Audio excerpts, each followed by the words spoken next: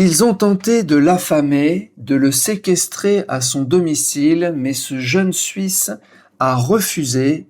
Il est sorti de chez lui alors que c'était interdit. Il est allé se promener, cherchant à acheter à manger, car il avait faim. Et il a écopé hier d'1 an de prison ferme.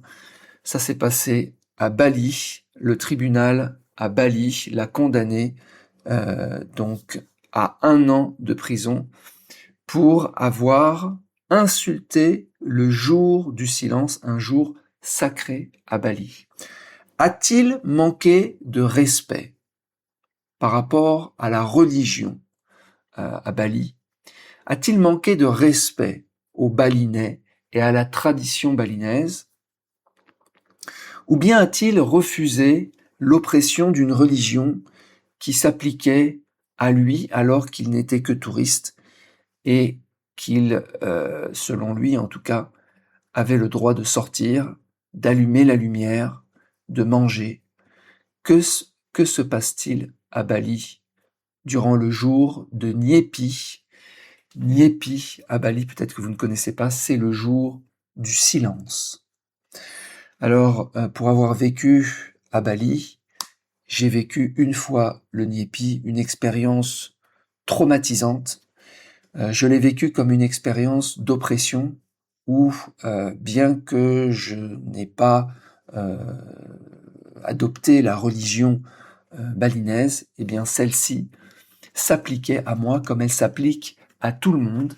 Elle s'applique aux locaux, elle s'applique aux gens qui sont hindous évidemment, elle s'applique aux gens qui sont locaux non hindous, car il y en a beaucoup aussi à Bali. Elle s'applique aux étrangers, qu'ils soient hindous ou non hindous, elle s'applique à tout le monde, elle s'applique à toute l'île. Alors vous me direz, mais Marc, tu peux bien respecter les règles. C'est vrai. C'est vrai, mais c'est quand même beaucoup. C'est quand même un jour où on n'a pas le droit de sortir de chez soi. On n'a pas le droit d'aller dans la rue. On n'a pas le droit d'aller se promener, d'aller sur la plage. On est enfermé, interné dans son hôtel, dans sa chambre d'hôtel. Il faut bien comprendre que dans certains homestays, c'est des chambres de 10 mètres carrés. Donc vous allez devoir rester 24 heures dans une chambre de 10 mètres carrés sans lumière. Et probablement sans nourriture aussi. C'est dur de jeûner pendant 24 heures parce que celui qui arrive pour la première fois à Bali ne sait pas, ne connaît pas cette fête, cette célébration, et ne peut pas imaginer que quelque chose quelque chose comme ça s'applique aux touristes. Pas de lumière, pas de nourriture, pas le droit de sortir, pas pendant 1 heure, pendant une journée. Alors moi, ça m'est arrivé donc une fois de vivre ce Nyepi que je n'avais pas du tout anticipé. Donc ça se passe du lundi 8 mars, donc ça c'est pour 2027. Chaque année, ça change un peu les dates, donc depuis de 6 heures du matin, et ça se termine le 9 mars à 6 heures du matin. Il faut bien comprendre que la veille, déjà, ceux qui ont anticipé, en fait, ont dévalisé carrément, enfin, ils ont acheté tous les produits, donc faut s'y prendre 48 heures à l'avance pour être sûr d'avoir de la nourriture, pour être sûr d'avoir à manger. Ça surprend.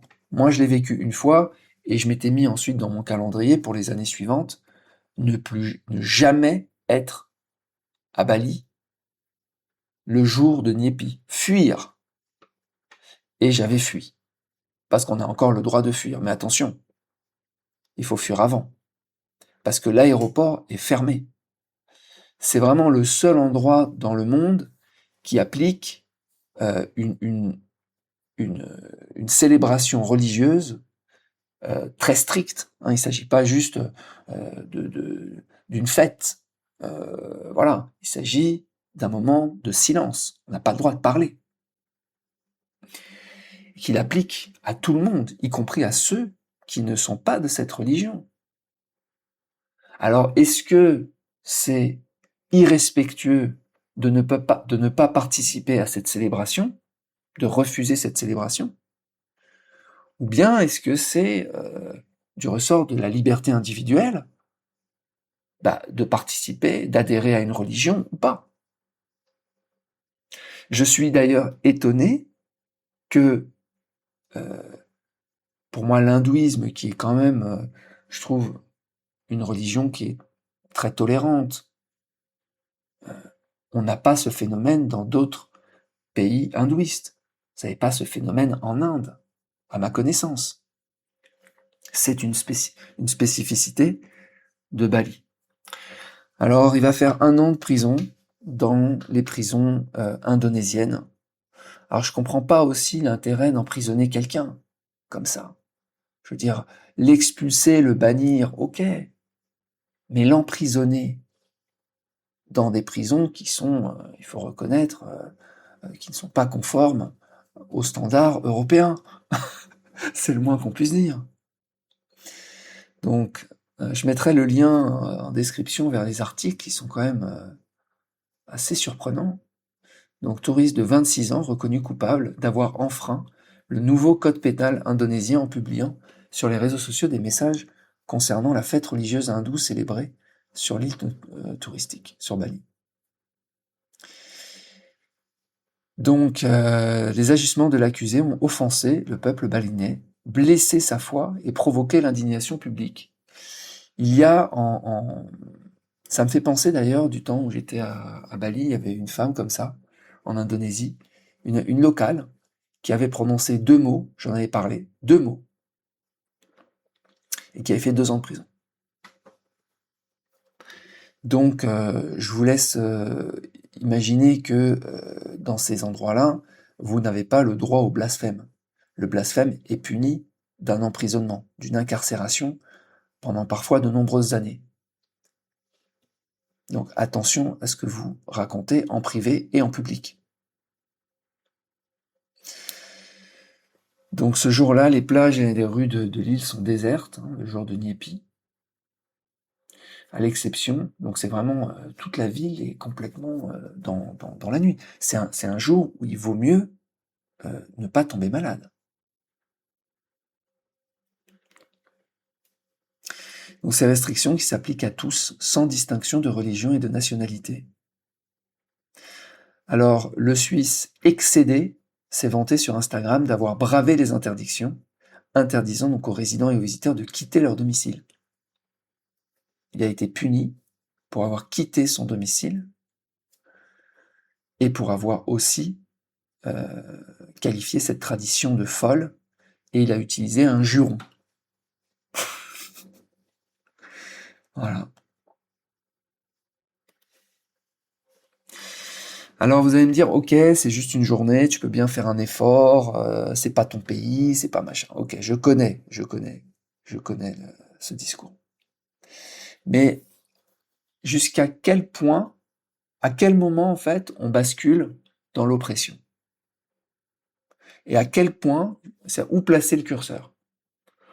On voit bien que c'est vraiment une question de curseur.